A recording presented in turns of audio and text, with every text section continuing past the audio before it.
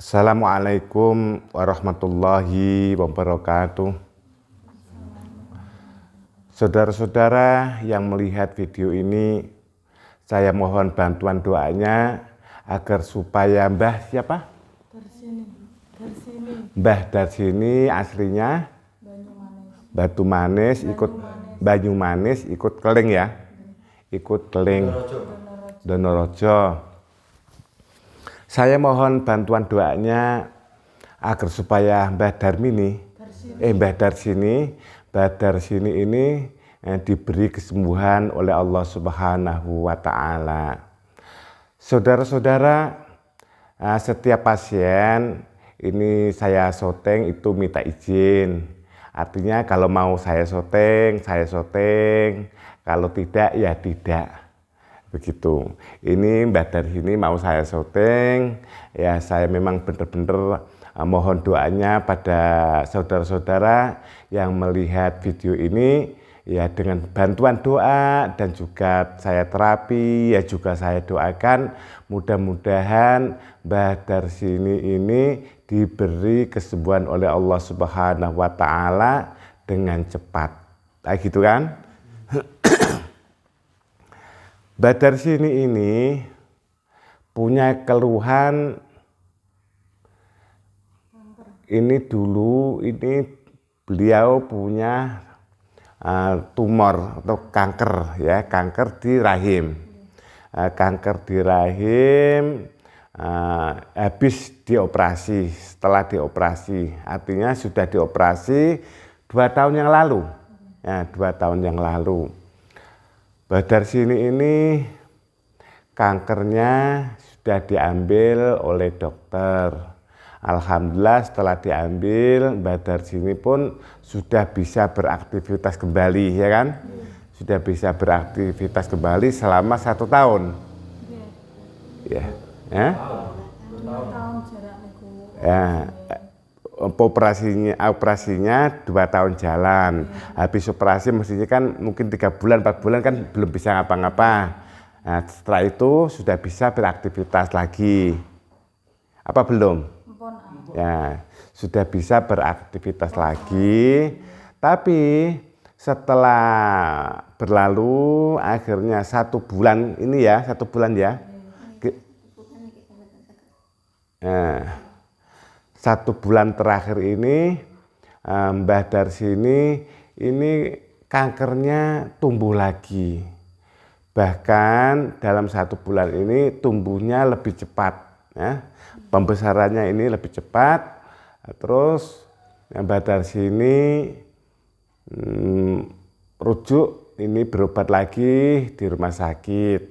Keputusan dari rumah sakit, Mbah Darsini harus kemoterapi ya. Mbah Darsini ini takut sama kemo.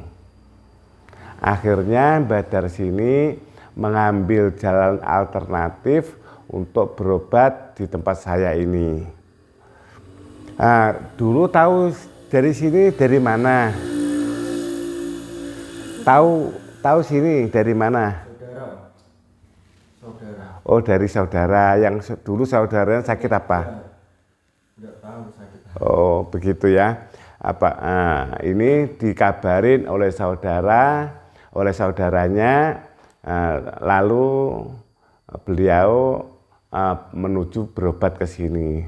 Tapi alhamdulillah, mudah-mudahan dengan bantuan doa saudara-saudara dan juga kita semua yang ada di tempat sini, mudah-mudahan doa kita diterima oleh Allah, diijabah oleh Allah. Akhirnya Mbah Darsini diberi kesembuhan oleh Allah Subhanahu wa Ta'ala.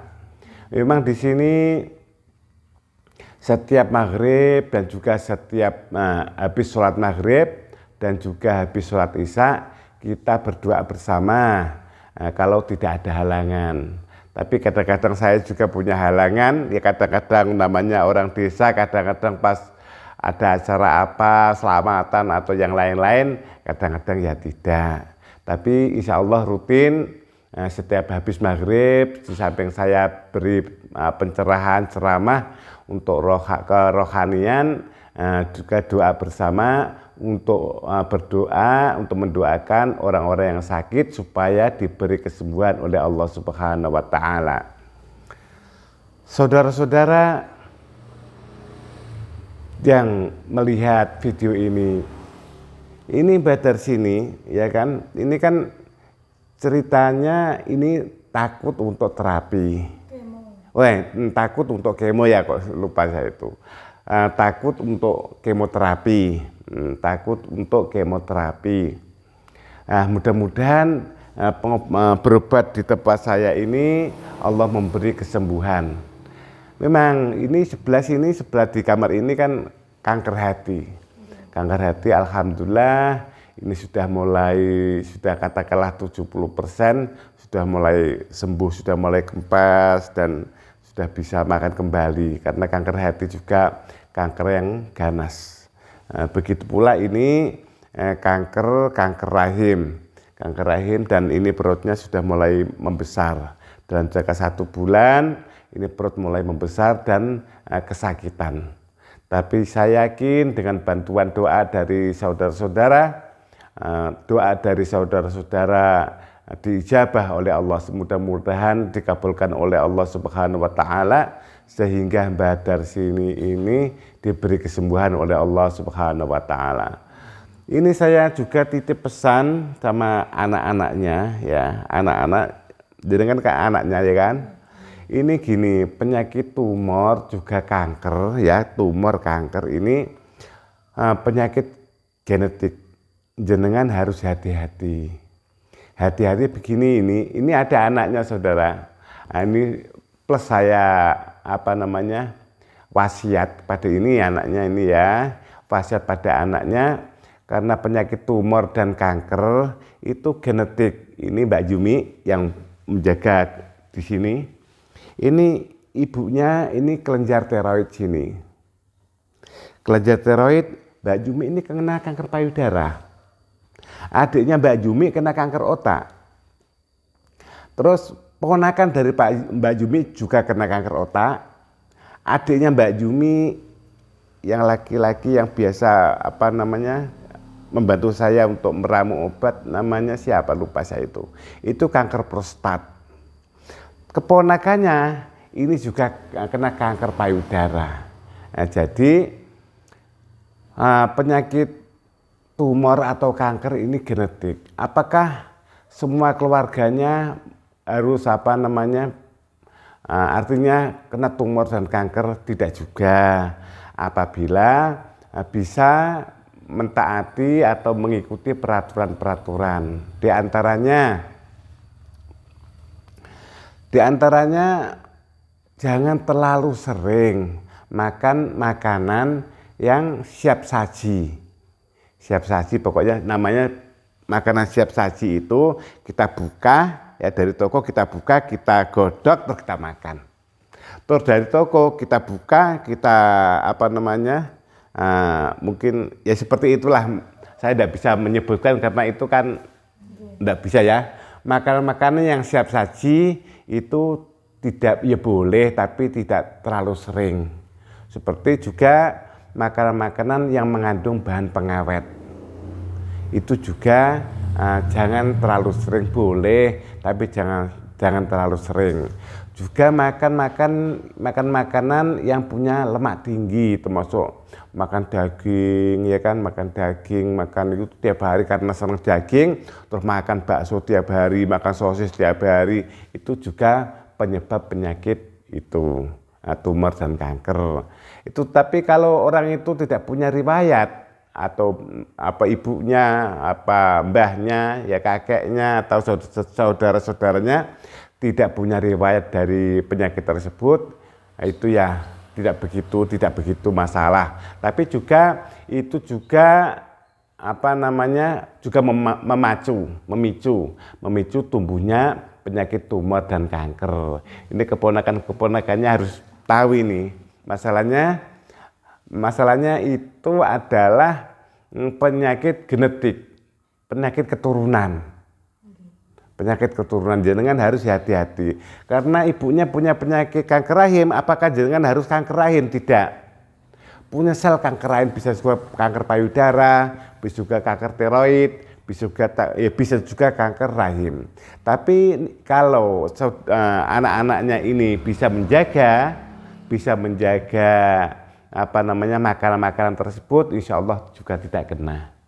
Karena setiap orang ini sebetulnya punya bibit sel kanker, setiap orang.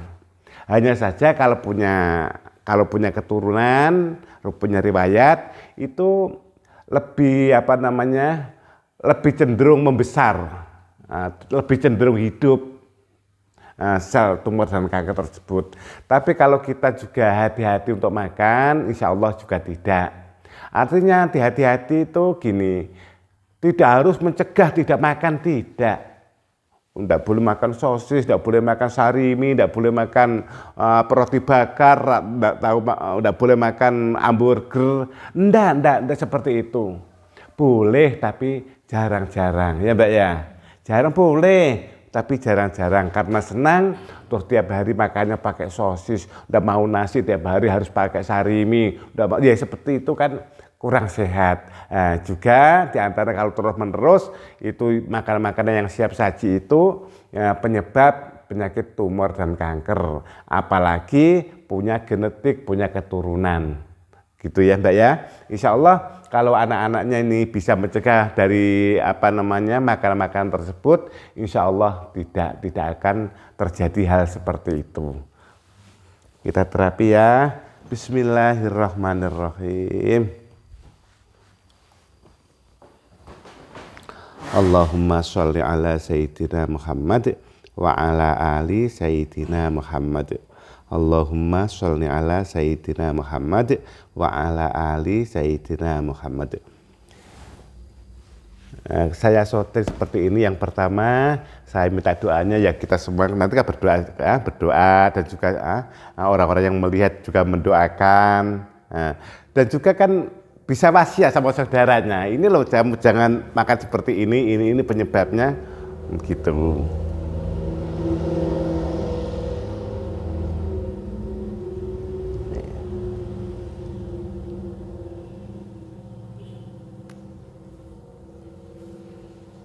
Jadi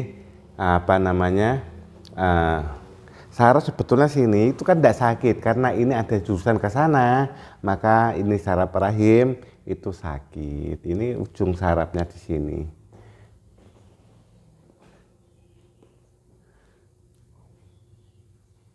Ya jangan lupa habis sholat ya minta kepada Allah, artinya berdoa minta supaya ibu ini diberi kesembuhan oleh Allah.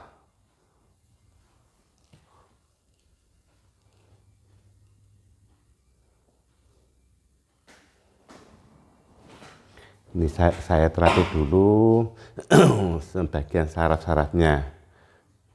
Kenapa saya harus terapi di sini kok tidak di sana begitu ya?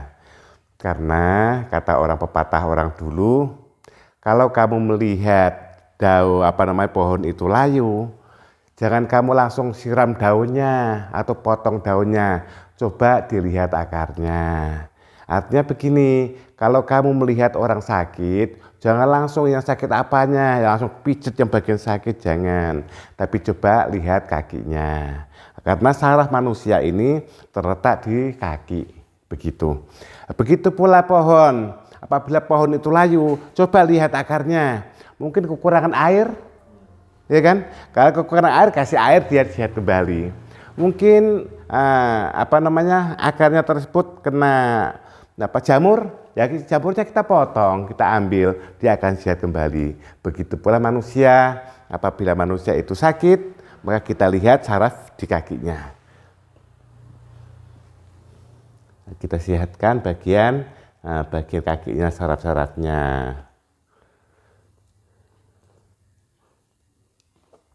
Dan juga kenapa orang-orang dulu kok tidak ada ya, tidak ada orang kena tumor dan kanker. Masalahnya apa? Makanannya orang-orang dulu itu makanan alami. Lain dengan sekarang ini. Sekarang ini ya kita lihat saja padi. setelah disemai, sebelum dipatun, sebelum diambil di Daud kita semprot dulu sama etisidan, katakanlah racun ya, kita semprot sama racun. Racun itu udah hilang, masuk ke pori-pori tanaman tersebut, tidak langsung hilang. Nah, terus kita ambil, kita ceblok itu ya, kita tanam satu. Nah, setelah tanam mulai sehat, kita pakai pupuk kimia itu ya, mungkin ya urea atau apa itu banyak ya. Itu apakah hilang? Tidak, itu masuk juga ke dalam. Terus mulai tumbuh besar, mungkin ada belalang dan sebagainya, kita semprot, itu juga tidak hilang, masuk juga ke dalam, ke pori-porinya. Udah mulai berbunga, kita semprot lagi, semprot dan obat semuanya masuk ke situ, lalu itulah yang kita makan. Nah, orang-orang dulu kan enggak, ya kan? Nah, makanya orang-orang dulu itu jarang kena penyakit. Masalahnya yaitu makanannya serba alami, sementara makanan kita sudah tidak alami lagi. Kita makan beras, ya sudah begitulah dimulai dari awal. Belum lagi lauknya. Lauknya saja yang kita lihat alami mungkin ikan. Kadang-kadang ikan ini juga pakai burak, pakai formalin ikan untuk pengawet supaya tidak basi. Ya. Orang-orang ya seperti itulah. Kita beralih dengan ikan, kita makan yang lain, ya siap saji itu juga bahan pengawet juga. Dan seperti itu seterusnya. Makanya itu lebih baik diantara ya boleh, tapi jangan keterlaluan. Jangan sampai sampai keterlaluan lah, seperti itu. Kalau orang-orang kuno, orang-orang dulu umurnya sampai ratusan tahun. Masalahnya apa? Masalahnya makanannya itu serba alami tanpa ada kecampuran bahan-bahan kimia. Artinya tanpa kecampuran racun. Terus sekarang ini kita makan itu tidak terlepas dari racun. Sekarang ini mulai nasinya, lauknya, semuanya, hampir semuanya. Makanya diantaranya pemerintah juga menggalakkan membuat pupuk organik. Padi kalau bisa pakai pupuk organik gitu. Terus yang lain-lain juga seperti itu. Itu artinya gimana? Biar tanah itu subur kembali seperti semula, dan juga tanaman yang kita tanam itu juga alami.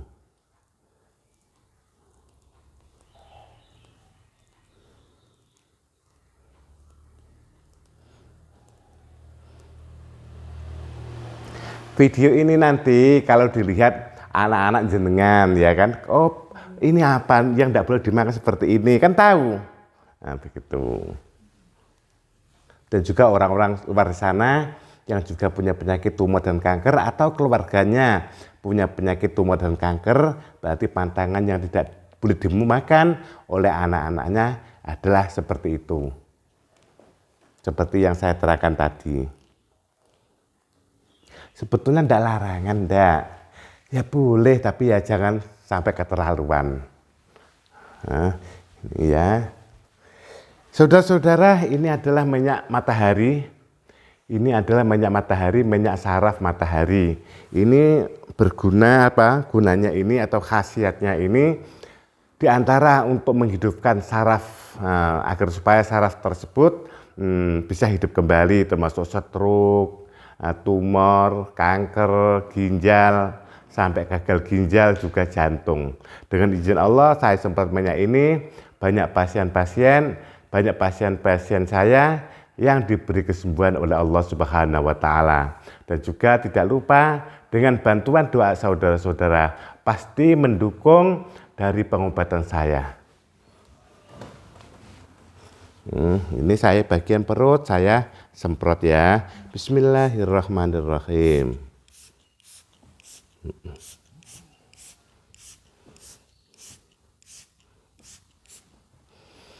Ini saudara, apabila organ tubuh itu tidak ada penyakit, ini rasanya dingin.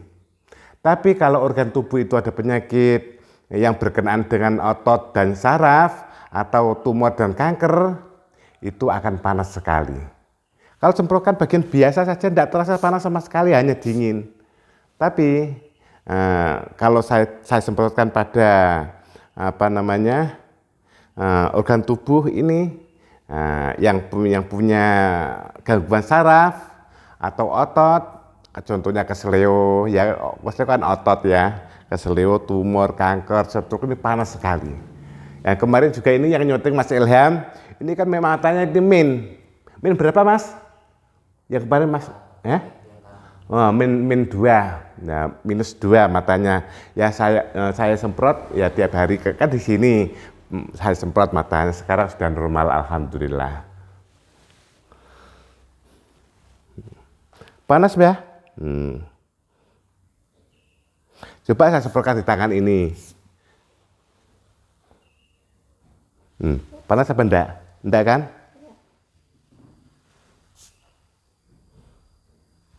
Misal lagi ya.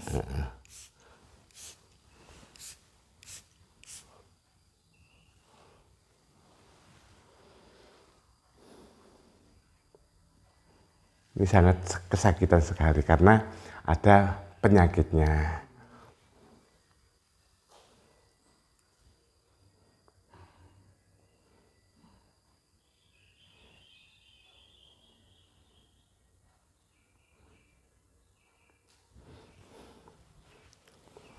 Ya, begitulah saudara-saudara. Sekali lagi saya mohon bantuan doanya agar supaya Mbah Darsini ini cepat diberi kesembuhan oleh Allah Subhanahu wa taala. Saya cukupkan sekian, wabillahi taufiq wal hidayah. Assalamualaikum warahmatullahi wabarakatuh.